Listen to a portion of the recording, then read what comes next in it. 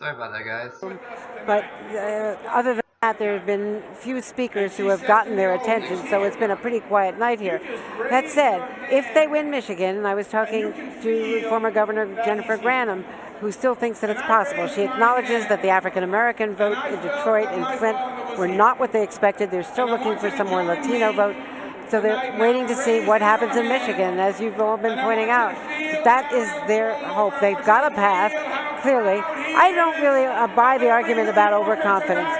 Just traveling with Hillary Clinton and watching how hard they worked and the money they've spent and the field of volunteers and paid staff they put out there, I think that they were determined not to leave anything on the table up until her final homecoming at 3:30, 3:45 this morning.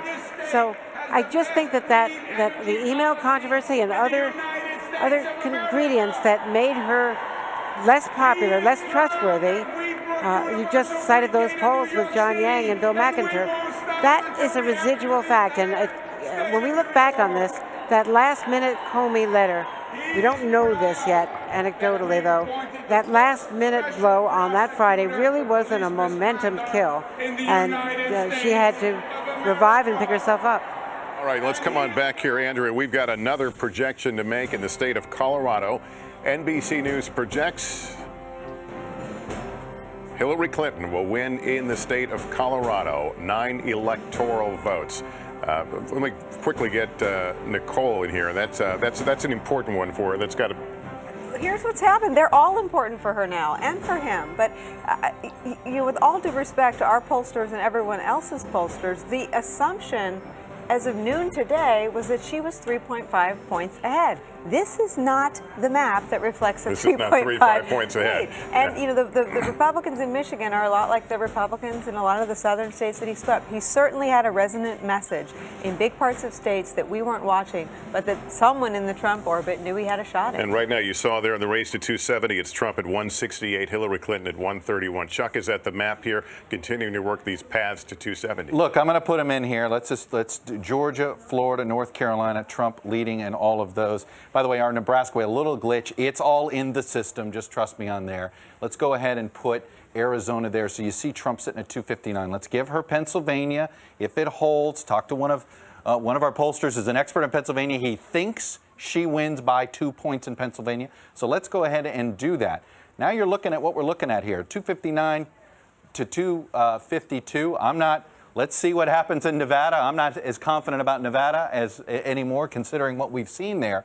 But you can easily start messing around. So Michigan obviously would put him completely over the top here without needing a Nevada and without needing New Hampshire. That's the potential path he now has. This assumes that Iowa goes his way too. We still haven't had, but if Ohio went his way, you got to assume that Iowa is going to go there too. So look, I come back here, Michigan, she's now going to need Michigan, say, and a New Hampshire or a Nevada, certainly there. But essentially, as Nicole is right, each state is now important to both of them. This is no longer, she's got all these paths to 270. No, she doesn't.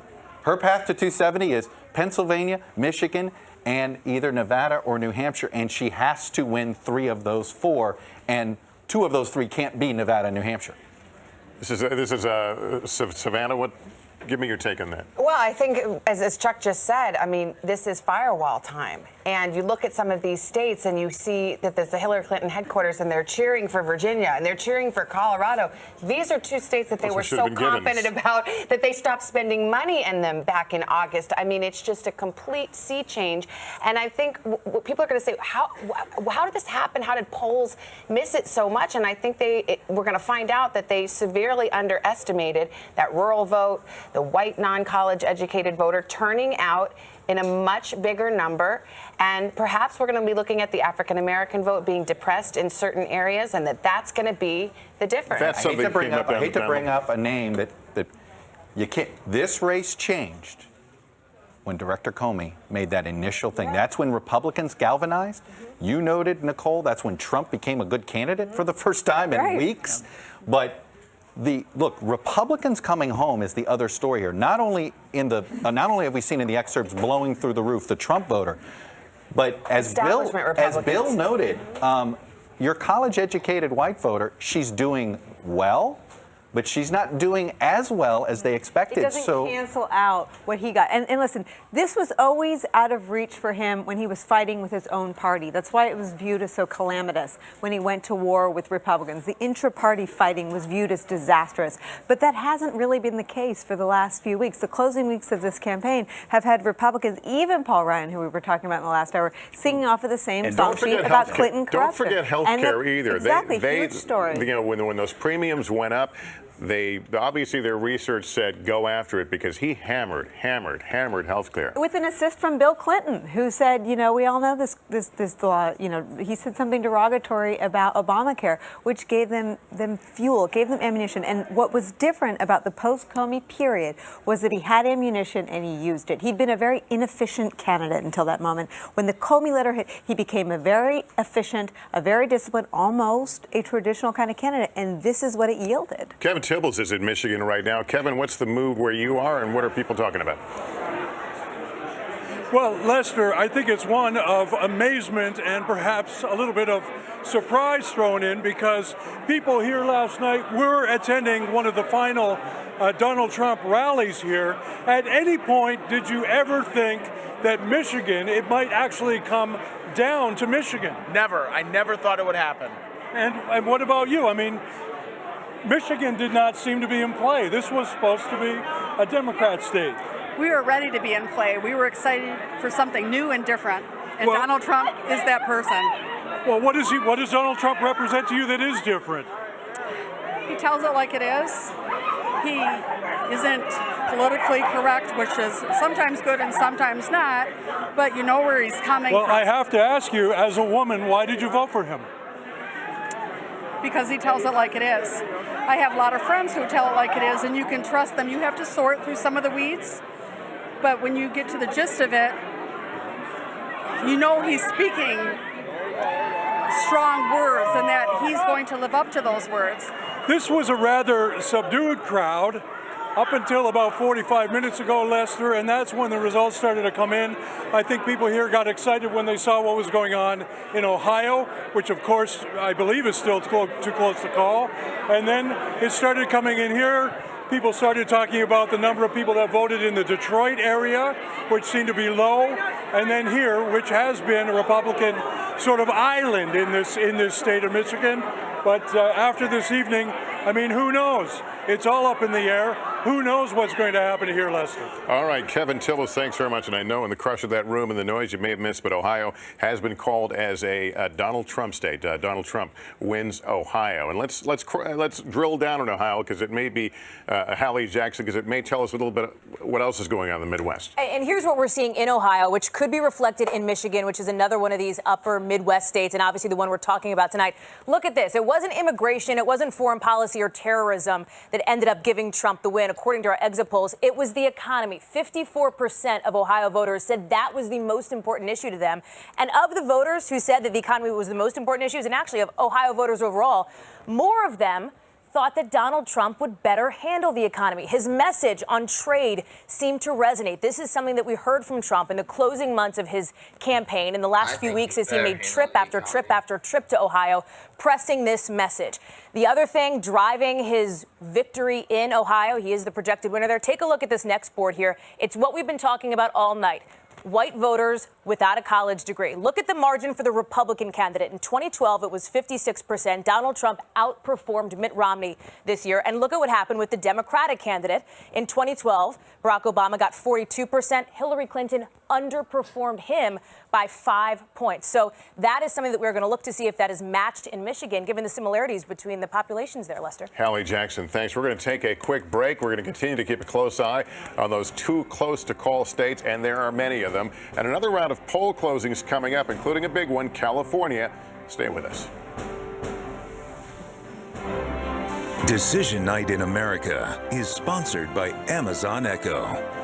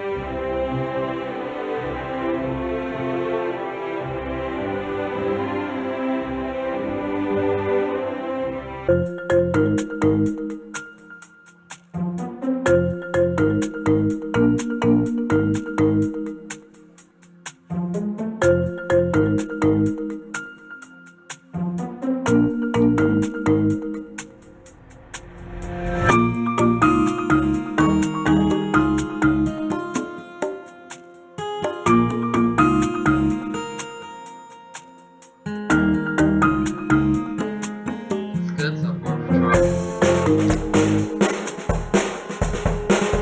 And by the way, if you guys are still wondering why I exactly support Trump, I don't want to get into full details explaining it, but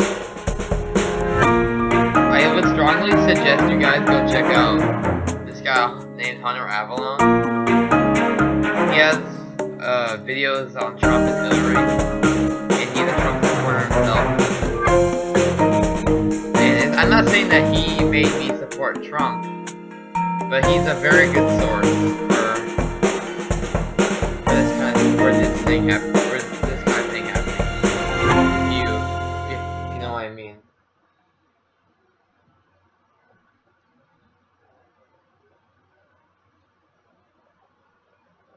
Like, he does his research. It's 10:45 in the on East in both a candidates, little over of course. 14 minutes. More poll closings: California, Hawaii, Idaho, Oregon, and Washington. And of course, we'll have the characterizations at the top of the hour. I want to go to Kristen Welker now. She's learned some new information at Clinton headquarters videos, here in New York. Kristen? Lester, good evening. The Clinton campaign I am a fan projecting of confidence in this myself. nail-biter of a race. enjoy I his just heard content. from one I top agree with them official on- who says they still quite have a a lot of path to things. 270, and they say they are on that path. Especially Why? Because they have won Colorado and Virginia. Especially But on the his path opinion about includes Trump. holding Wisconsin and Michigan. They would then have to win Pennsylvania and either win Nevada or New Hampshire. So those are the states that they are watching at this hour. Now, they point out that in terms of Wisconsin, Madison is still out. That's obviously a heavy college area, so you're going to get like younger 100,000 voters. They subs. think they can clinch that area. And then Michigan. feel like he Detroit is deserves out. more, A lot of honestly. African-American voters. Of course, President Obama has been there trying to energize his base and that part of the Obama coalition. I can tell you that there are jitters here among top Clinton supporters who are gathered at the Javits Center, some of them acknowledging to me they are quite concerned about the fact that this race is a whole lot closer than they were anticipating. But again, at this hour, the Clinton campaign stressing that they still have a path to 270 and they think they can get there. Lester. Listening to that path, Kristen, we're sending Chuck with his pad and up to the map here. Well, look, the path is one state right now. I mean, yes, we may need to worry. We'll worry about Nevada and New Hampshire when we get there. And Wisconsin, she noted. In Wisconsin, there's no doubt. But let's get to know Michigan a little bit here. We still got, look, more than 50% of the vote out. But ultimately, let's take a look at what Wayne County is going to do. So right now, Clinton is winning it almost by 30 points. Let's go back to 2012 just to get an idea of the total vote that you'll see out of it. So we have 220,000 votes in there so far. If you go to Wayne in 2012, as you see, President Obama won it by almost 50 points. He got nearly 370,000 net out of there. So my point is, that's what you're going to be wanting to watch tonight. Number one is going to be how much. Oh, looks like there we go. How much does she get out of here? Still very little of Detroit in, but she needs to net. Doesn't need to net as much as Obama got out of there, but she needs to net probably 275 to 300,000 votes just out of Wayne County. So we got a ways to go, but that's just a simple way of just watching Michigan right now. Why have you at the map? Can you if show us there where are like Florida is?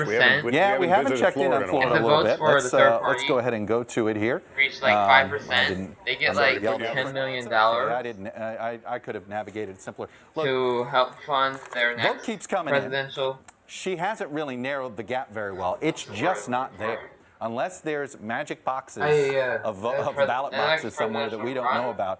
I can keep telling you, there is, the remaining vote is basically here. $10 million. In Palm Beach, That's Broward, a lot of money. Miami, and I think there's one precinct in Monroe that's left. But by the way, I was talking to a Florida expert of mine They get about that much money how if has Trump done if this. And it's essentially these Tampa ex-urban counties, okay, both north and south, in the Tampa market, So who just blew through every for example, single this vote election, Jill total Stein, estimate that Democrats had, and frankly, even She Republicans. would get $10 just million blew through. for her Look, she did her job presidential in race, for the Hillsborough. next Normally, presidential how race. Hillsborough goes, you could say it was the most important swing county in the country over the last 16 years. But this is not enough. She's going to win Hillsborough and lose the state. That doesn't happen very often, but that's the story of what's happened in rural America. By the way, everybody talking about how Trump didn't have much of a get-out-the-vote operation. But didn't need it. Apparently not. Not only He that, relied but so he heavily on the also Republican Party, and there points was out already grousing things that Hillary is from on. some inside states about Things that there she's not being being sufficient accused get-out the for. vote. Same Well, for the vote got out. Same for Trump. We're going to take a break. Lots more ahead on this decision night in America. Well.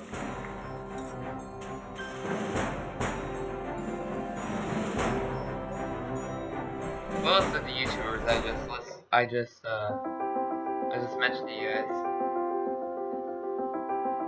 they both will certainly do their research, like I said, and I would strongly suggest you guys go check. If you aren't You guys voting, go check both of no them one out. is hearing your voice, so they have no reason to represent you.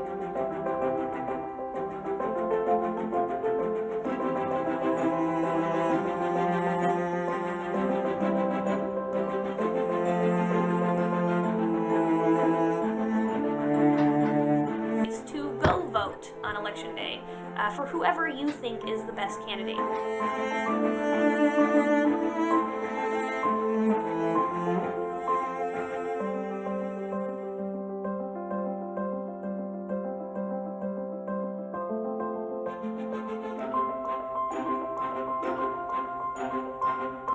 I'm sending my absentee ballot, my first vote for a woman president at 97. I'm 97 years old.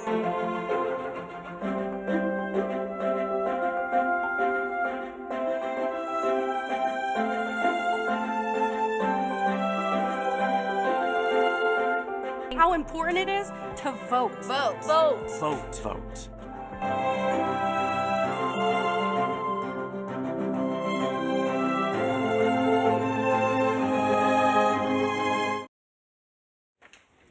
Well, welcome back. We are watching a nail-biter of a presidential race. We knew this was going to be a close race, but it has become far closer and far earlier in the evening than many certainly had anticipated, and the reaction is being felt far and wide. Tom, you were just saying something. We continue to watch the Dow futures. Well, I was just looking at the night of 9/11. After we absorbed what had happened that day, they were down 690 points. Right now, they're down 750 points. That's 60 points more as a result of what we're seeing so far. That's Wall Street making its bet, hedging its bets at this point about what is likely to happen. And, if you look at these, they think that Trump is going to be the president. As Florida seems to be slipping away from Clinton, and the path certainly for Trump becoming a lot easier. Well, I mean, I don't speak fluent CNBC, but I mean, Wall Street, we all know, hates uncertainty. And I think most financial experts will tell you Wall Street had not priced in a Trump win. I mean, there was the expectation that Hillary Clinton would win. So I think what we're seeing here is Wall Street reacting to the uncertainty. What would it mean? Because this is not something that the markets had really considered as a true possibility. Although But it went the other way when Comey came out on Sunday. It did, but then it bounced back. Yeah, I mean, yeah. it briefly priced it in and then priced it out. That's why we're seeing this But fluctuation. the polls, it's interesting, the polls didn't really identify a Comey effect, even though you kind of felt it. Well, look, we still will never know.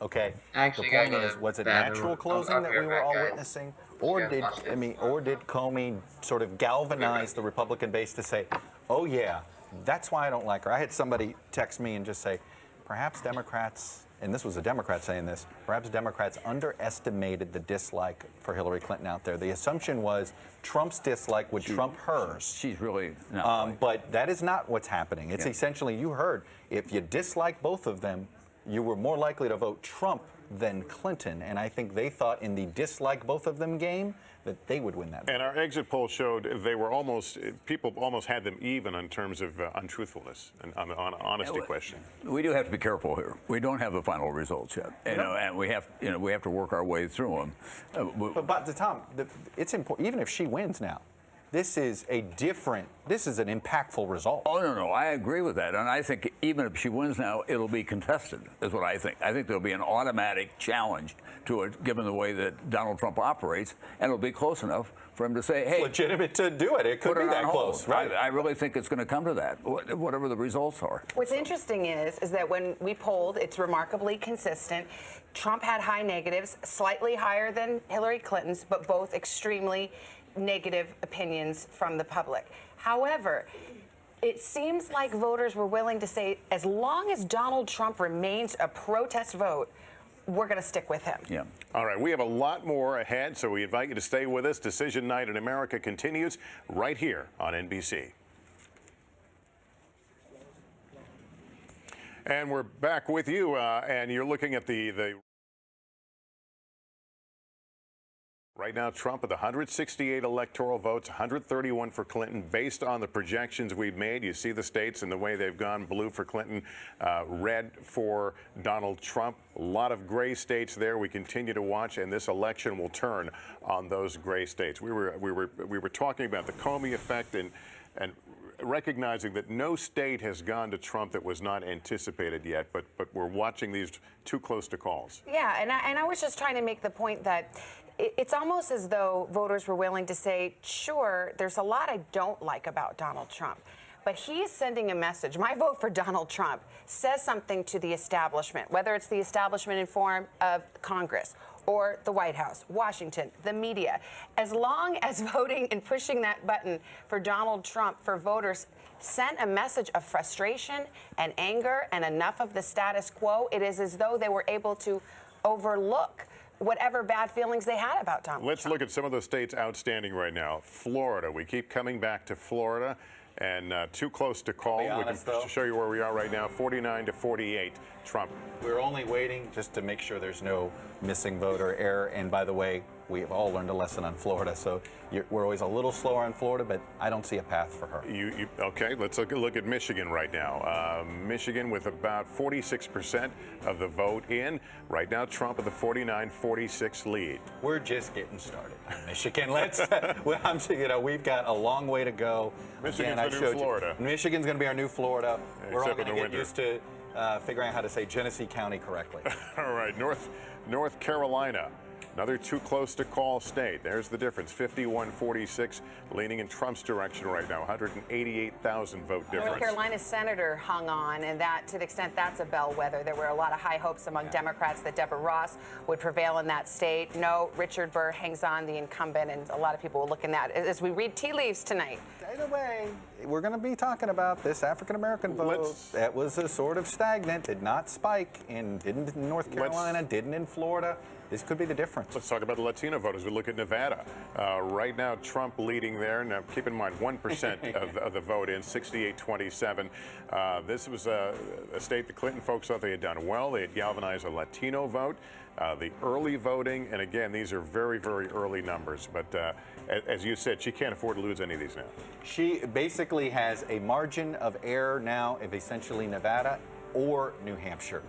She does not have a margin of error for both of them. It's Nevada or New Hampshire. She has to win one of those and sweep Michigan, Wisconsin, and Minnesota. We haven't checked New Hampshire in a while. Let's if we can get that up as we look at the race to 270 again, 168 to 131. Here's where things stand in New Hampshire.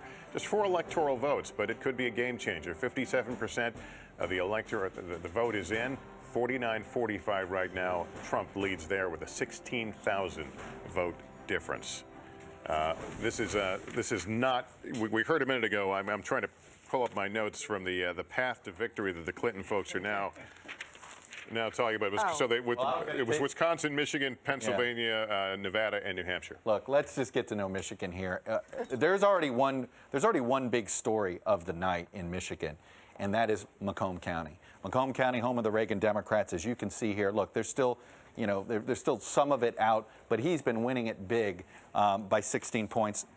Just so you know, let's see here. We've got a fun little thing so here's Trump leading Clinton by 16 points there. Now, let's see if our map is going to work this way. We're going to try this 2012, and we're going to take you to to Macomb County here. And this was Macomb. Oh well, that didn't work. We had a little toy here that was going to allow us to do that. Bottom line is Obama won Macomb. Okay? And he won it by 5 or 6 points. Donald Trump's winning Macomb County by 16 points. That's why Michigan is going to be too close to call, and that's why we're going to be here a long time getting to know Oakland County, getting to know Macomb County, getting to know Wayne County, getting to know Kent County, home of Grand Rapids. We got to see what Ann Arbor does. Bottom line is, everybody, get your hand out. I believe, which way is it? This way is Wisconsin, this way is Michigan. I hope I have it right. We're going to be messing around with Michigan for quite a while. Tom Brokaw, no matter how this goes, this could be a very tight result at the end of the night. And what kind of place does that put the country in? Well, I mean, if it comes down to what we now think it will for one or the other, and was just a point or two at the end of the night, it'll be contested, I think, by either side at this point. Not only that, but the country will be in a kind of state of suspension for a long time, and until we get it all worked out. Now, we survived all that when we went through it in 2000. We'll do it again. All right. Our NBC News coverage of Decision Night in America continues here on NBC. Just by saying that 3 times, Michigan, Michigan, Michigan, given its importance tonight. Here are our 11 p.m. poll closings. There they are in bold with We are at the top of the hour, and we have new projections at the 11 o'clock hour here in the East, 8 o'clock Pacific. NBC News projects that Hillary Clinton wins the state of California with its 55 electoral votes. Clinton also wins in Hawaii. Trump will win in Idaho when all the votes are counted. Clinton wins in Oregon. And NBC News projects that Clinton will win in the state of Washington. Let's see where that leads us now in the race to 270. Clinton climbs ahead now with 209, 172 to Trump. The drama continues. You're hearing the crowd there as we look at the map now up here with those states filled in, the ones that have been projected. You're hearing the crowd, a lot of folks on Democracy Plaza here at 30 Rock watching the giant monitors here and reacting as we make these calls. But that's the state of the map. There is the crowd right now this is the Clinton headquarters. They're reacting to those slew of calls that went her way, including the big one of California. Those are important calls for her, but as Chuck keeps reminding us, it doesn't undermine the fundamentals that they're working against right now, or working with on that March 17th. By the way, let's throw up Arizona. We do have another battleground. Arizona is living up to the hype. It is a battleground state. About half the vote, a little less than half the vote is in, or a little more than half the vote is in, and it's a 3-point race. And you still have a lot out. I was looking at what counties are out. Savannah, what counties are out? Okay, Savannah. Now we're getting into my home All right, here. There's a lot talk out. among yourselves. Basically, all of Pima. Well, that is huge for Hillary Clinton. Pima County is a liberal enclave in an otherwise fairly conservative state. Pima is out at this point? Pima, we still have a lot of Pima. County. We got half of Maricopa. Basically, what you're seeing there, that lead, that's Trump's lead in Maricopa. That's the gargantuan county that is Phoenix and every other place that goes into that state. Now, Chuck, riddle me this. I mean, if Arizona were to flip, which it's a lean GOP right now, it's a lean Trump, but if it were to flip, does that change your math with Michigan? No, what it does, it doesn't get. Look, it gives her. What it does do is she can lose Michigan and sweep those the Nevada, New Hampshire, and Arizona, or she can afford to lose both Nevada and New Hampshire and have an Arizona. But she's not winning in Arizona, so let's not. But the point is, I did want to throw Arizona up there. Just yet another. It's funny. She did show some strength in some states that we didn't expect. But he's showing more strengths in more states. What's so fascinating is there's this whole geographic term. It's Rust Belt versus Sun Belt. So if we don't know what will happen in Arizona, but if she's turning out the Hispanic vote in a big way and it's making a difference in a Nevada or in Arizona, but then the Rust Belt, he's turning out voters who have been traditionally Democratic in a lot of cases. Mm-hmm. But look at the Sun. The whole map's by the way, been rewritten. Look at the Sun Belt. You know, right now, we're looking at, I'm trying to figure out what blue state she's going to get. Right now, the Sun Belt, she's got New Mexico. I'm looking here. Well, Nevada's a question mark. Nevada's a question mark. And I think North Carolina and Florida appear to be leaning Trump. Georgia doesn't look like that's going to come through for her. There's a lot of vote out. It's taken Georgia forever to count its votes. That's why we've waited so long there. So, yes, she showed competitiveness in the Sun Belt. But it's not as if she turned any. I mean, she needed to have a margin for error, she needed to flip one of these Sun Belt states or keep the Sun Belt states with her. And she, in times gone by when she was feeling much more confident and it was looking like a 10-point race for her, she added a trip to Arizona, and people interpreted that as a huge sign of confidence. And some of her surrogates were there. Bernie Sanders was there. Right now they're relieved they went to Arizona because they're desperate to make sure there's another state in play. They're also looking at Wisconsin as a potential part of a path to victory. Can we show where we stand with Wisconsin right now? Wisconsin, here we go. Wisconsin, 10 electoral votes. Right. Trump leading there now, 49-46. 58% of the vote is in there. That is, according to Kristen Welker, we checked in with a while ago, this is part of what they see now as their path to victory through Wisconsin and Michigan. There's still a lot out. About half of Dane County, that's Madison. That's a big one there. Milwaukee, most of Milwaukee is in. And that's something that has to, if you're you want the margin in Milwaukee. Yeah, you need the suburbs of Milwaukee. The point is that most of Milwaukee is in. Look, there's still plenty of vote out. All right, we have a call to make a projection. It's the state of North Carolina. NBC News projects that Donald Trump will win in the state of North Carolina. That's 15 electoral votes. Here's how it is playing out right now. Trump with 51%, Clinton 46%. But again, we project that Donald Trump wins North Carolina. How does that change in the race to 270? There it is. Right now, Clinton standing at 209. That takes Trump to 187. 270, the number to win. You remember Kellyanne Conway liked to talk about the core four? Their core four that the Trump campaign was talking about was Florida, North Carolina, Ohio, and Iowa. Right now, they're 3 for 3. Although we haven't called Florida yet, but I mean, Florida looks good for them. They've got North Carolina, got Ohio. They're leading in Florida. Iowa, by the way, is razor thin. So I think a lot of people automatically assume Trump is going to carry Iowa. That isn't the case. Let's put Iowa up. If you see there, look, she's hanging in there. The Democratic Party machine still existed there, and I think a lot of people just wrote off Iowa on her. And so once again, we're like upended on something. This was one that we thought Trump was going to, and he still might, and there's still a lot of vote out, but she's hanging in there. All right, I think we're going, did you say, let's go to Hallie Jackson. She's taking a closer look at this, one of the sideshows we're watching here, which is how the markets, the Dow futures are reacting. Hallie? Hey, Lester. Yeah, you've got kind of the main event over there, but we are keeping an eye on some of the business news, potential fallout that we're seeing. I'm here with Ali Velshi, who knows a thing or two about this. We're looking at the Dow, down more than 600 points. Every time we talk, it's more. It's almost 700 now. Dow futures. If the Dow opened right now, it would open 700 points lower than what it closed at 4 o'clock today, and it's dropping as we're speaking. Why? The market, there's two reasons. One is the market didn't expect Donald Trump to win, and they don't like things they don't expect. But more seriously, investors have real reservations about what Donald Trump will do as president for business. Typically, businesses are thought to like Republicans more than Democrats. Historically, it's not necessarily true. Historically, markets have not done better under Republicans than they have under Democrats. And Donald Trump is talking about possibly trade wars. He's talking about tough talk with our trading partners. He's talking about lowering taxes, but a lot of people don't think he can achieve what he needs. He's talking about a deeper deficit. This is something he's never addressed. He says he's going to reduce the deficit because under him, the economy will grow 4, 5, 6%, he said in debates. Our economy is growing at about 2%. It would be near impossible to get it to 3.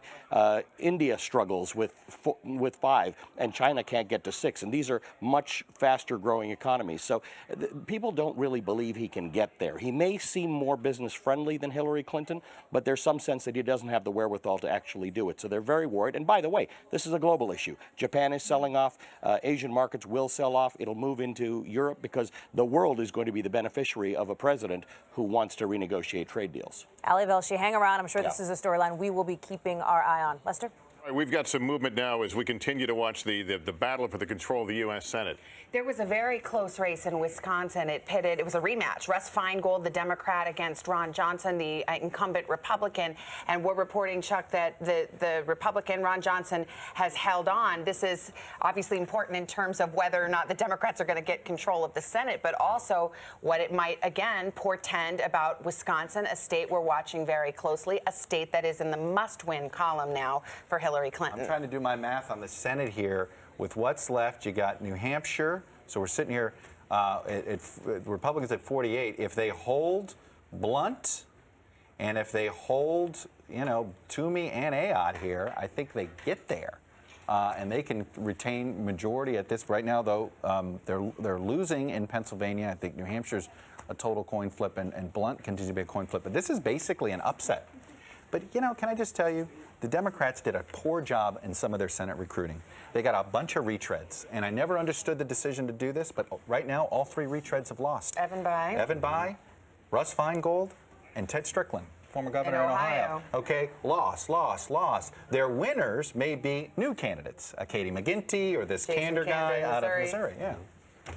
All right, we are watching, continue to watch a razor-tight vote for president right now. We've got several states still outstanding as too close to call, including Florida, Michigan, Nevada, North Carolina recently went into the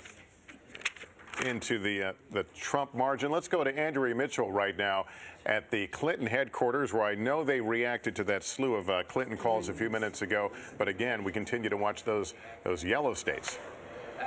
Well, there was obviously some considerable upset about North Carolina because of North Carolina being one place where she went more than almost any place except Florida. That said, their hopes now reside in Michigan, in New Hampshire. A lot of hope that they can pull this through in New Hampshire.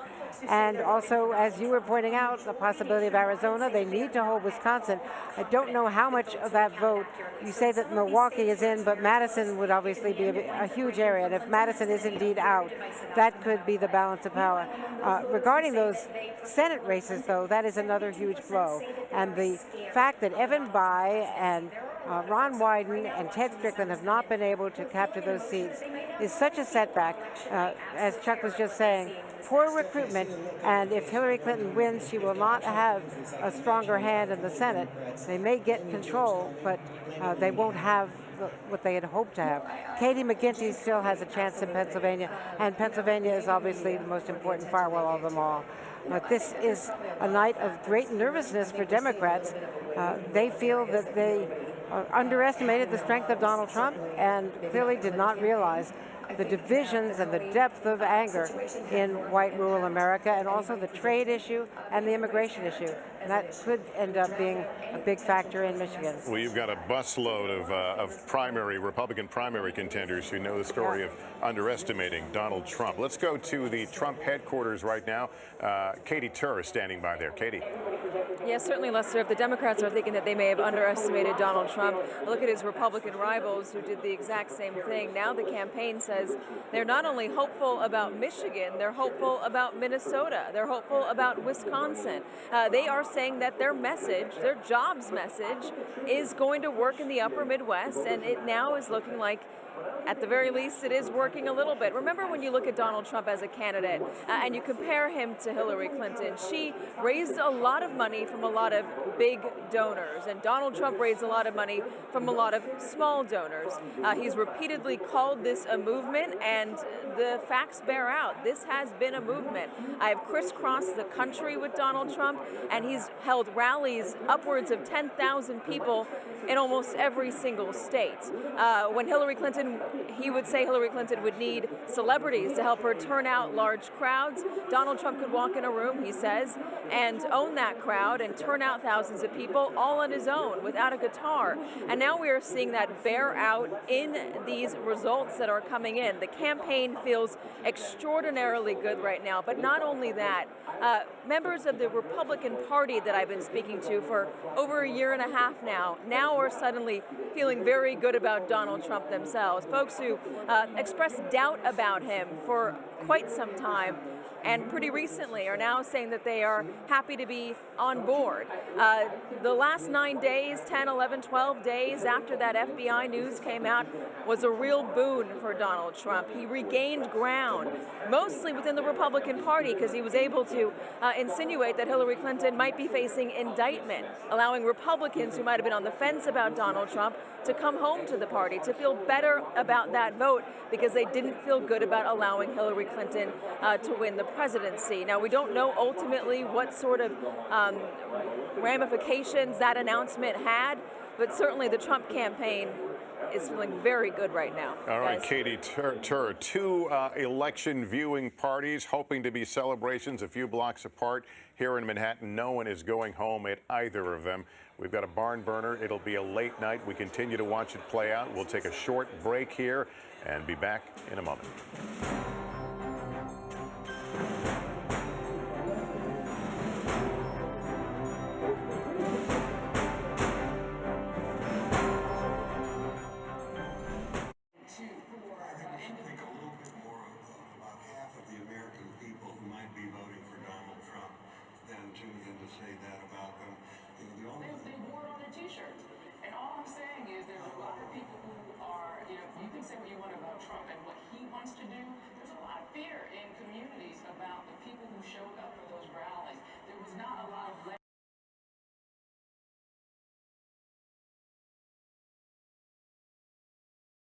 Voters want. They're still trying to figure out when this magical year, when America was great. Do you know the year we're trying to get back to? Nobody's trying to get back to anything. He's talking about making America great and opening up opportunities for everybody. He went into the inner city and said, why is Black America trapped in islands, these urban islands of poverty and despair? Let's do something about that. I want to come back to the states that we're looking at most closely. What do we see in Florida? Well, Florida, we have now 96% reporting. And George, if you look at Florida, if you look at those counties that I've been talking about, down about Miami, about Democrats waiting for that vote to come in, well, Miami-Dade's 100% in. And Broward County is 100% in. And she won each of those. She won.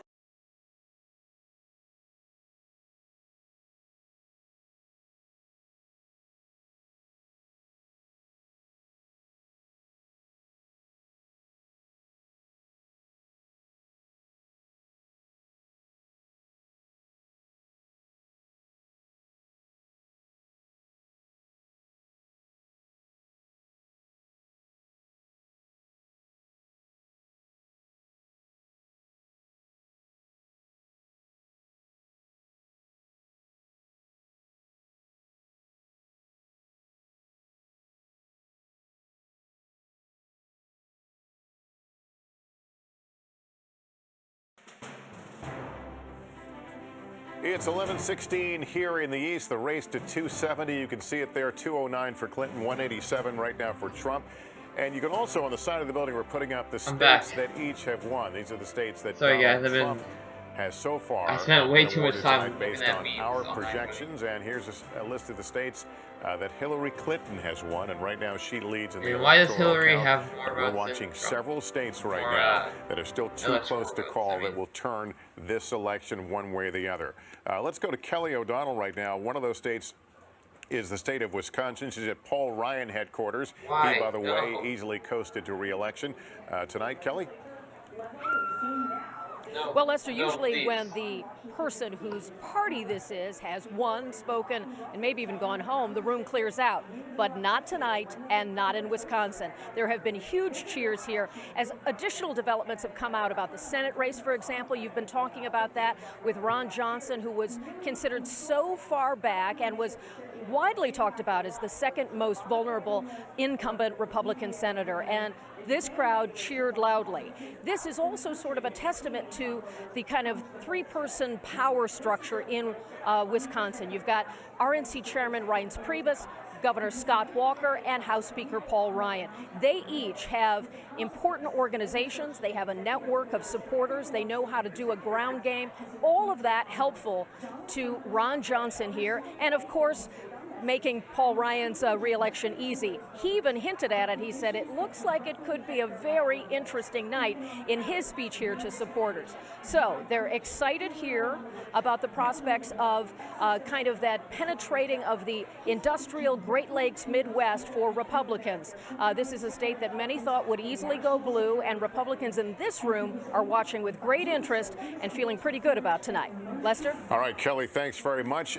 Let's go back right now to Chuck Todd. He's working his magic map there. I see you doing various versions of the race to 270. We do, and look, I'll be honest, we got a glitch with Nebraska because of the messed up split here. But I believe if I leave Nebraska alone, I believe it's counted in there.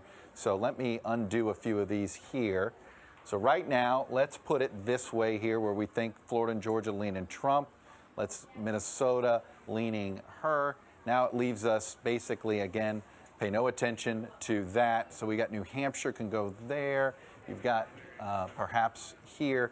If you see, this thing could get, here's the scary thing. So there's Trump at 269. I know where you're going. Exactly. Yeah. And there's her at 268. And she is currently probably going to win the one district in Omaha there. The point is, it doesn't take much for us to end up at 269 if somehow he wins Wisconsin, she wins Michigan, and wins both New Hampshire and Nevada. The thing is, you go in this, you're going to have recounts maybe in the Maine 2nd district. You may have a recount in Nebraska 2nd. We have, and never mind 269 means what? Nobody gets 270, and then it goes to the House.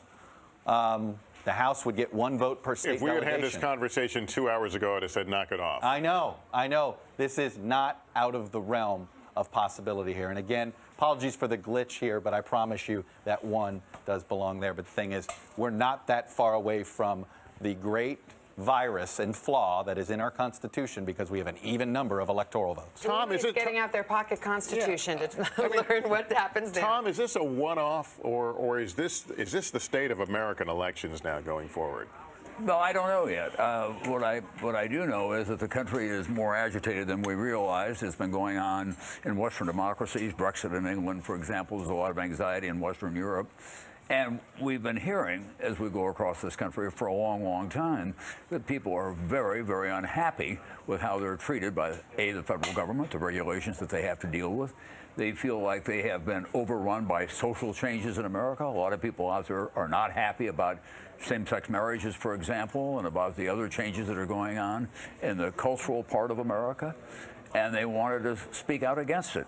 I do think that Washington and even those of us in the national media have walled ourselves off far too much from where people live. You know, I've been watching, for example, a lot of all the experts who have been on all the broadcasts, and we're almost all from east of the Hudson.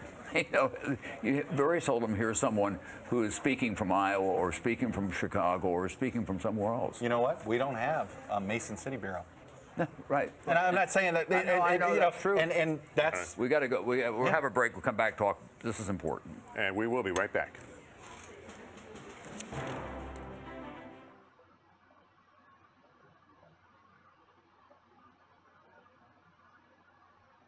No, gosh, we were just thinking of the next Nancy Drew book we could get our hands on. I would say that she inherited at her mother's need that feeling that you always give back. You get up every day and you do your very best for everybody around you. That's very much her.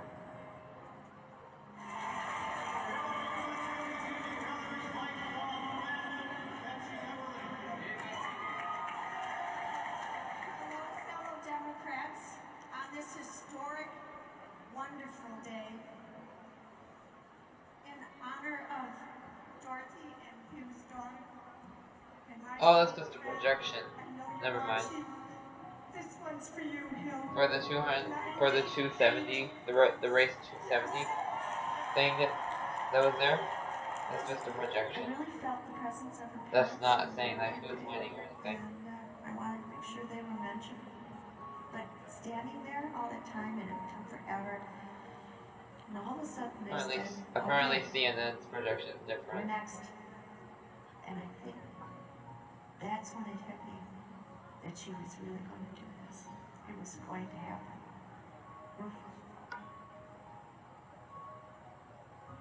It was overwhelming in every sense of that word.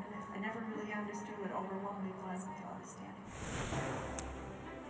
All right, it's the 11:22 in the East. Michigan still too close to call, but look at the difference now. It's down to a little over 16,000 votes, and Michigan suddenly looms very, very large tonight in this election. Wisconsin may also play a major role here. Too early to call is what we're characterizing Wisconsin. And right now, Chuck Todd is going to take a closer look, drill down a little bit. Yeah, let's just take a look at see what's in Wisconsin. Let's get us to get used to it a little bit here. One place I like to check in on, because I'm a Packer fan, is Brown County. As you can see here, this used to be a swing county not that long ago. Trump's winning it by almost 20 points. We'll do a quick comparison here, and you can see what Obama did here. Look, he barely lost Green Bay. He lost it. Essentially, this is a swing county. He only lost it by 2 points. But this cycle, this is just another story. Green Bay, a Trump county at this point, excuse me, let me show you here, in a big, big way. That's just one reason why Wisconsin is on a knife's edge. And this is a state right now that the folks in the Clinton camp say is integral to their path to victory in the 270. We are going to take a short break. We continue our coverage of this very dramatic night. Several races too close to call. We may not know the answer to this drama for a very, very long time. We'll be back from New York after this.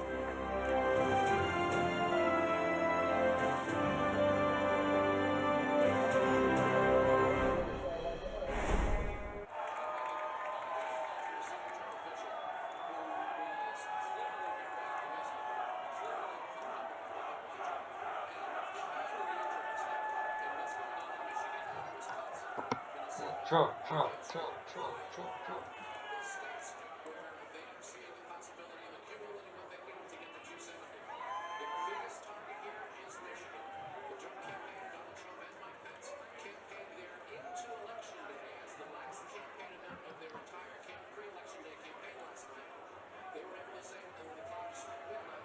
As well as West Coast states, California, look at these results with 55 electoral votes. Oregon with 7 electoral votes.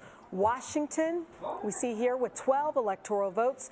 And the Aloha State, Hawaii, picking up 4 electoral votes. Let's dig in here. Joining us now from Miami, Florida is Mariana Atencio, who was at a watch party. Mariana, set the stage for us. What's going on there in Florida? Hey Chanel, I'm here at a local watch party in Miami with Latino families, and the families here are mixed status.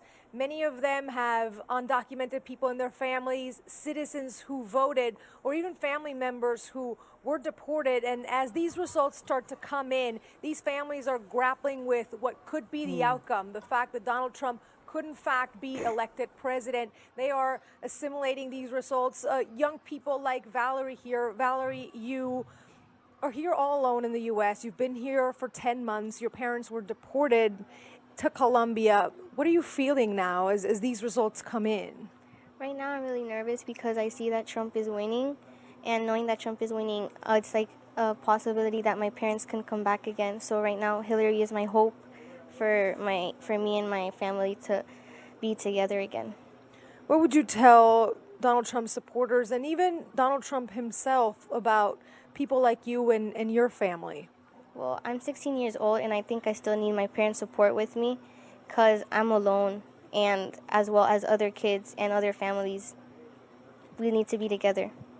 Thank you so much, Valerie. You are very brave. And Chanel, Nora is joining me here. She's a legal guardian to Valerie and many kids in her situation. And as these results start to come in, we have seen the mood really tense in here, people holding hands, praying for what outcome, Nora, for families like the ones we are with now? We are praying for the best for our children. We have 1,007 children who are alone or under your care, 1,000 children. Yes, and because they are orphan, father or mother or both has been deported, and we are here just waiting for the last decision, and whoever is the next president, we will continue our fight to protect our children and the immigrant families. Thank you so much, Nora, for your testimony. Many Latino families across the country, with the more than 11 million undocumented people here in the United States, having these same discussions and going through these same feelings, Chanel, across the country tonight. Mariana, those were great interviews. Thanks for checking in with us, and we'll talk to you again a little later this evening. I want to bring in, it is going to be a long night. There are 4 more states with polls closing in the next few minutes. Iowa, Montana, Nevada, and Utah will all wrap up voting. So stay with us, stay with NBC News for all of your latest election results. And now, back to Lester Holt in New York for continuing coverage of Decision Night in America. There we go.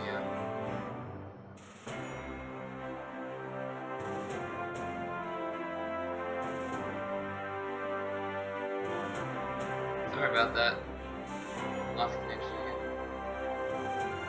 And why is it so far back? We saw that part a long time ago. Oregon will go to Hillary Clinton. Clinton also the projected winner in Washington. And as we had noted earlier, Trump the projected winner in North Carolina. So let's take you down on the ice and show you where the race to 270 stands right now. First, I'm sorry, we got a new one. This is a new projection in the state of Iowa. Donald Trump wins in Iowa. Awesome. All right, now let's take you. There's the breakdown in Iowa right now. 50% Trump, 44% for Clinton. Now I think we can take you down and show you where things stand in the race to 270. Big change there with that last round. 228 for Trump, 209 for Clinton, as more and more states are now filled in. Some big ones still outstanding there. We continue to watch. That will likely turn this race one way or the other. Let's go right now. By the way, this is the view at Clinton headquarters. Obviously, reacting to that news in Florida. Long faces at this viewing party here. This is Clinton headquarters in New York. Not far from where the Trump folks are gathered right now. Let's go to Andrea Mitchell. She is there. Andrea? Well, you're showing the faces, the stunning information as it's been progressing here of Donald Trump winning Iowa, which was pretty much anticipated, and Florida. But this is such a narrow path. And for all this time, we've been talking about the multiple paths that she had and the narrow path that he had. And clearly that was a misjudgment by all of the conventional wisdom. So pollsters missed it, correspondents missed it, all of the analysis. The focus on the early vote, which was clearly misplaced because we were attributing too much weight to the early vote and not counting what was still out there. Andrea Mitchell at the Clinton headquarters, where there has been a sharp reaction to that news that Florida has gone to Donald Trump. It is the opposite reaction, I can assure you, at the Trump headquarters. That's where Katie Tur is now. Katie? It is absolutely the opposite reaction. They're chanting USA, USA, USA here. The mood only grows happier by the minute. I can tell you earlier, only a couple hours ago, this room was relatively empty as the electoral map looked pretty daunting for Donald Trump. And as state by state has fallen into his camp, this room is only growing more excited. They really feel like Donald Trump has a very good chance of winning, and they feel vindicated in this idea that Donald Trump was speaking for them when nobody else was. I've met a ton of people across this country who not only say that Donald Trump says what they think, they like that he tells it like it is, but they wanted somebody that would go in and shake up Washington.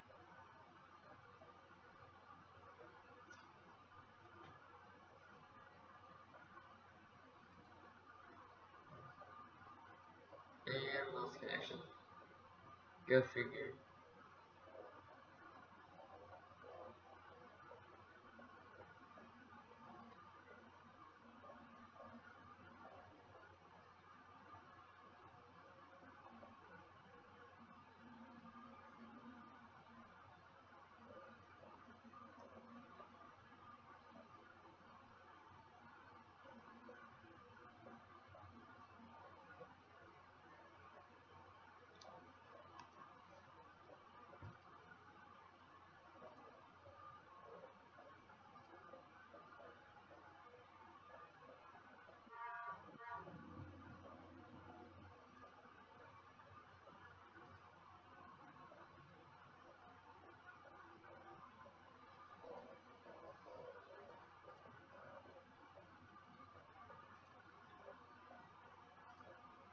Really give it to Washington, if you will. Somebody who would cut through the red tape, saying that he could grope women because he was a celebrity, despite multiple women coming out against him and saying that he touched them inappropriately or acted inappropriately to him. He has survived all of that, and now his campaign feels like they really have a very good shot of winning this race. All right, Katie Turr, thanks very much. We want to go now to former New York City Mayor Rudy Giuliani, who has become a powerful surrogate, certainly for Donald Trump. Mayor, react to what you're seeing so far. Florida has well, gone I'm enormously excited for the country. I believe Donald Trump will be a truly great president. This is probably one of the greatest victories I got a for copy. the people of America wait, since wait, Andrew wait, Jackson. Hang on. I'll continue this in a minute. I just got a copyright claim on my video on my first video for the election. I just got a copyright claimed by ad revenue for a third party. Are you kidding me right now? Oh, this copyrighted song, political news. UPPM. First come for month. Okay.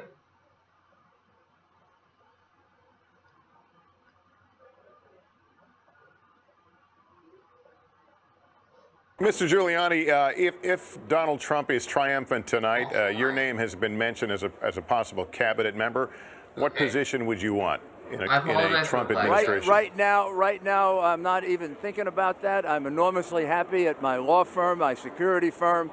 But yeah, I do cybersecurity, which is currently unbelievably challenging. For a third party and I'm just happy to see that my country is in good hands and not in the hands it might have been in if we made a mistake. And let's hope we get there. You're right. We're not quite there yet. Yeah, so we're not quite there. There's a lot of drama left in this night. I'm still praying. Mayor Giuliani and your wife, thank you so much for taking the time, and we'll see how the evening progresses. I want to go over to Chuck Todd right now, who's gathered with some of the analysts, working through some of what we've seen so far. President Trump may be something that everybody needs to get used to, including the Republican Party. And I have to say here's three people, smart minds in the Republican Party, and I think we all thought it couldn't happen. That he couldn't do this on the power of white voters alone, that he couldn't do what he did, and guess what? He may just do it. Mike Murphy, what did you miss? Oh boy, I missed a lot. Under the normal rules of politics, he couldn't put it together, but he's broken the normal rules and he's getting votes he shouldn't get at a huge level among white America, where partisanship doesn't seem to have the same glue. States like Wisconsin, which are full of white Democrats who apparently in big numbers are voting for him. So right now, Michigan, I can see 100,000 votes for her out of Detroit. Yeah. Wisconsin, I don't see it. I don't see it either. Yeah. No, I think barring an upset in Arizona, by her, Nicole. I mean, the paths are starting to get cut off for her. Yeah. So, look, he's remade the Republican Party. Absolutely. This is not Paul Ryan's party. I think Paul Ryan's days as Speaker of the House are probably over tonight because I don't see. The House is going to respond differently. You elicited a moan from you. I'll yield my time. I don't agree with it. I am an admitted reluctant Trump voter. As I just said on talking to Nicole downstairs, there are millions of us. I didn't know there were that many people concerned with the Supreme Court. Obamacare, Arizona, your last-ditch effort. The premium on the silver plan in Phoenix went up 149%. And so there is a vast number. Ron Johnson winning in Wisconsin is an Obamacare vote. I think that all this is going to come down to Donald Trump will sit down with Mitch McConnell and Paul Ryan, if this holds true, and they will do deals and they will save the Supreme Court. Let me throw a little. This is because I'm sure some Bernie bros are going to be talking about this. Does Bernie Sanders lose Wisconsin? Anybody? Language talking about grabbing a woman in the genitals is disqualifying for any other person in any other year. I did not vote for him and could never have voted for someone who said the things that he said, who banned an entire religion. I mean, the Republican Party is going to have to grapple with who and what it is if he wins or loses. But people, voters, had an incredibly high threshold for pain and for intolerance and for these sort of racial and misogynistic undertones because they thought that he might be political chemo, this thing that could wipe out the cancer that is a corrupt Washington. And so they're willing to tolerate all that bad to get some dramatic change. Actually, you said chemo. Somebody said to me, it's like, no, he's this. Yeah, there's only a 10% chance the pill would work, but I want to try it. Also, when voters are really mad, they have a low tolerance for the baseball bat. They don't pick the prettiest one in town. They want a weapon, and he was that weapon, so they held him accountable to almost nothing. On the other hand, They don't like her. She's politics. That's it. I just want to say, you said rejection election on my show. You're absolutely right. This is a rejection of Hillary Clinton and a tentative willingness to roll the dice, which is why I think those curbs in the form of McConnell and Ryan will mean a great deal. It is a rejection. It mean everything. By the way, I do want to go to the Andrew Jackson point here, because I've thought about this too. That he was trying to do Andrew Jackson, and I didn't think you could do Andrew Jackson. Yeah, Walter Russell Mead wrote that, and he was so prescient. But absolutely, because that is how, Andrew Jackson, the first populist to become president, and who was arguably destructive to the American economy at the time, but the public didn't care. John Meacham's book captured that, and he ruled as he ran.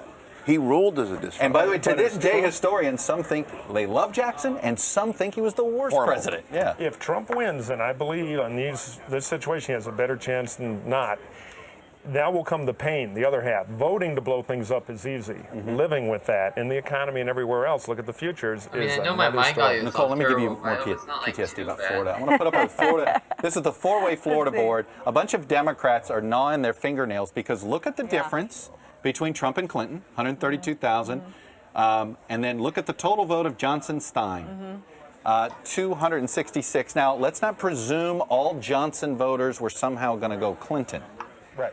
But something kept them from voting for Trump, because he was changed and he was outside of that. So we don't know. It's a known unknown. But there is going to be some Bernie Bros or things like that someday. Look, Democrats are going to look for a bunch of things to gnaw on their fingernails at this one. But the fact of the matter is that. I mean, I was talking about show trials in the Republican Party. Now I'm going to be in the chair. Yeah. But and others. But the Dems are going to have an implosion over this.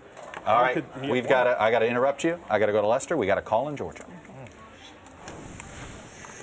All right, we're making that projection now. NBC News projects that Donald Trump wins the state of Georgia. This has gone on a lot longer than many imagined it would, but 16 electoral votes, Trump wins Georgia. We also want to note very quickly, well, let's first of all look at the where that takes us in the race to 270. That puts Trump at 244. Clinton standing right now at 209. Let me just mention here very quickly, Arizona, Wisconsin, those have moved to the too close to call category. We'll take a break, be back with more right after this.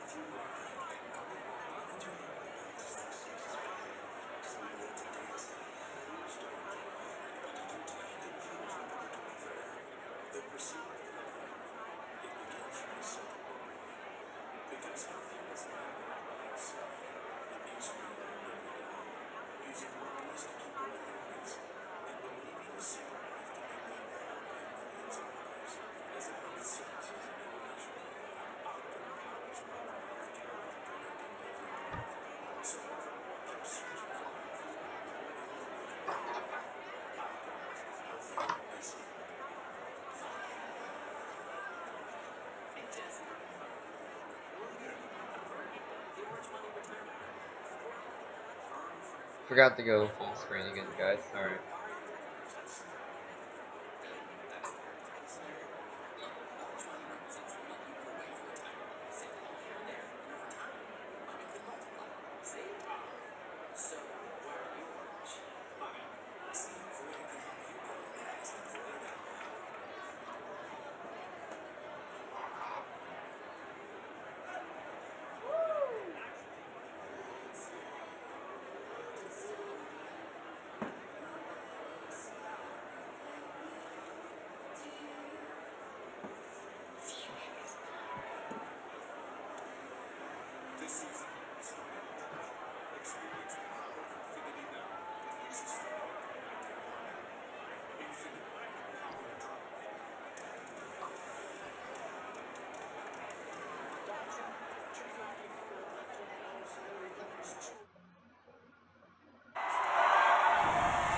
We're going to peek in right now at the celebration that is growing at the Trump headquarters as supporters there sense this may be their night in the race to 270.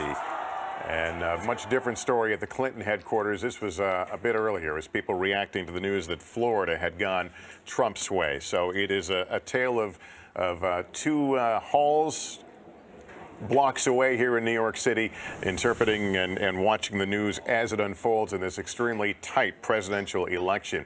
To give us some perspective on this momentous night, we welcome a pair of well-known presidential historians, Doris Kearns-Goodwin and Michael Beschloss. Good to have both of you here. We always try to find some historic comparison, but is there any to this election? Doris? Well, I keep thinking about 1948 when every poll said that Dewey would beat Truman, when all the reporters who were on the train with Truman saw the intensity of the support that Truman had, but James Reston later apologized and said, I didn't take that into account. I was listening to the established view. So if this were to turn around that way, I think people talked to each other too much and didn't listen to what people outside were feeling. On the other hand, whoever wins tonight, what this shows is that there's going to be a divided country and we are going to need leadership. And the scary thing is that both candidates people don't feel are trustworthy, and more than ever we're going to need somebody who can heal these divisions. Gore helped to do it in 2000. I remember that night with Tom Brokaw. We were waiting up forever and ever and ever, and somehow he was able to be graceful. Whoever wins or loses tonight is going to have to show that leadership, and on the other side, that grace and classiness. Well, and I worry whether that's going to happen. Yeah, and let me talk to Michael about that. One of these two candidates is going to have to make, or is going to be expected to make a concession speech at the end of this night. Given that they are both immensely unpopular, and as Doris points out, that the country more than ever needs someone to lead us through this split. What would you expect? Well, whoever is president is going to have to heal and unite this country, and that would have been true at the end of this campaign in any case. But I think, Lester, one other thing we have to remember that perhaps is a little bit forgotten, and that is that if you look through American history, it is almost never the case that one political party is able to hold on to the White House 3 terms in a row. Martin Van Buren was able to be elected as Andrew Jackson's successor, 1836. If you're looking at a vice president who was able to do that, you have to go all the way ahead to George H.W. Bush in 1988, elected to essentially Ronald Reagan's 3rd term.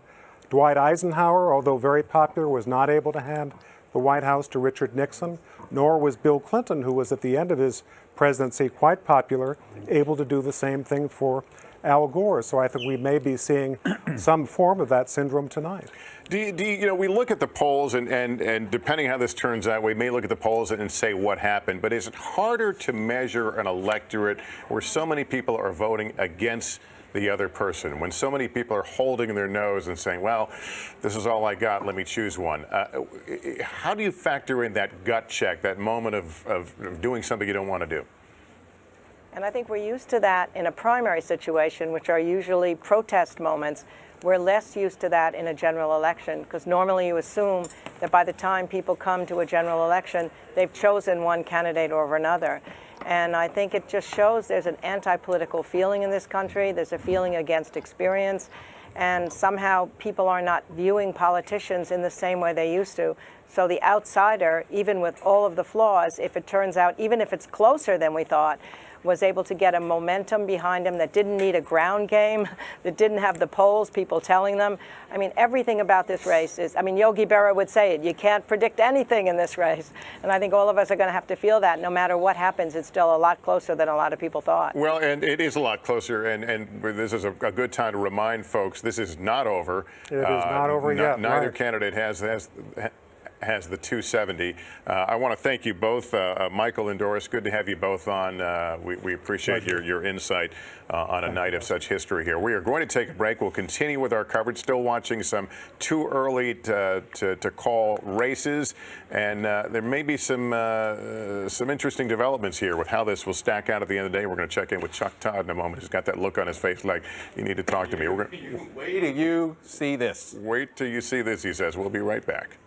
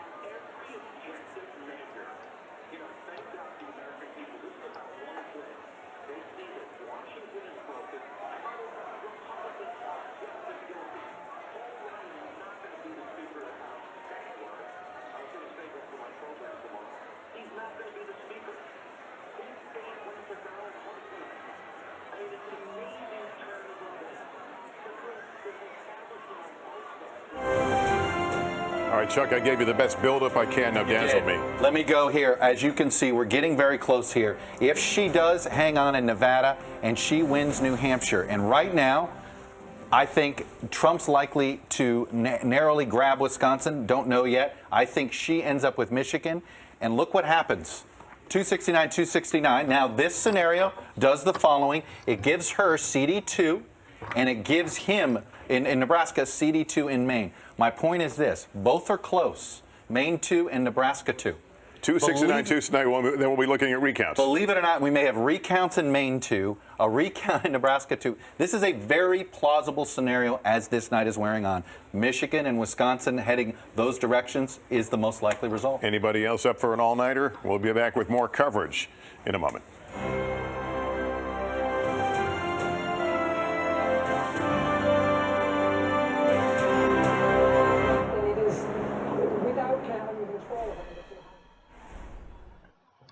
Projection right now, can you put it up there again?